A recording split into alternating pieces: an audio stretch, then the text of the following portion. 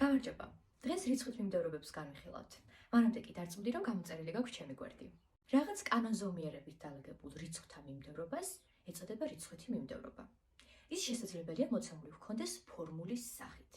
ეს ნიშნავს, რომ ამ ფორმულის დახმარებით ჩვენ შეგვიძლია ვიპოვოთ მიმდევრობის ნებისმიერი წევრი. მაგალითად, გვაქვს მიმდევრობა, რომელიც მოცემულია ფორმულით a-ი უდრის 1 + n კვადრატი შეფარდებული 3n + 4. a-ი აღნიშნავს მიმდევრობის იმ წევრს, რომელიც დგას n ადგილას. თუ n-ის ნაცვლად ჩავსვამთ 1-იანს, მაშინ მივიღებთ მიმდევრობის პირველ წევრს. თუ გაინტერესებს მიმდევრობის 58 წევრი, მაშინ n-ის ნაცვლად ჩავსვამთ 58-ს და გამოვთვლით. მოდი ვიპოვოთ მოცემული მიმდევრობის პირველი წევრი.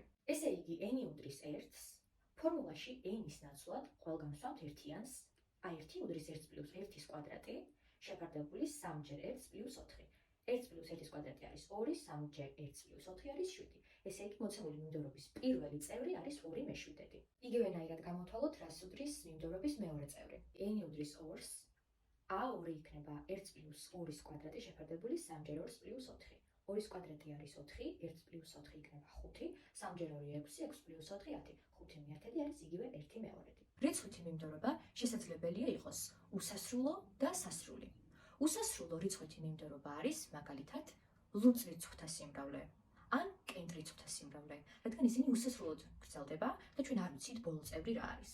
სასრული რიცხვითი მიმდევრობაა მაგალითად ორნიშნა რიცხვთა სიმრავლე, რადგან ვიცით რომ ბოლო წევრი 99-ია და აქ სრულდება ორნიშნა რიცხვები. რიცხვითი მიმდევრობა არის ორნაირი: არითმეტიკული და გეომეტრიული. ამაზე მომდევნო ვიდეოებში ვისაუბრებთ. აუცილებლად გამოიწერეთ ჩემი გვერდი, რათა არ გამოგრჩეს მომდევნო ვიდეოები.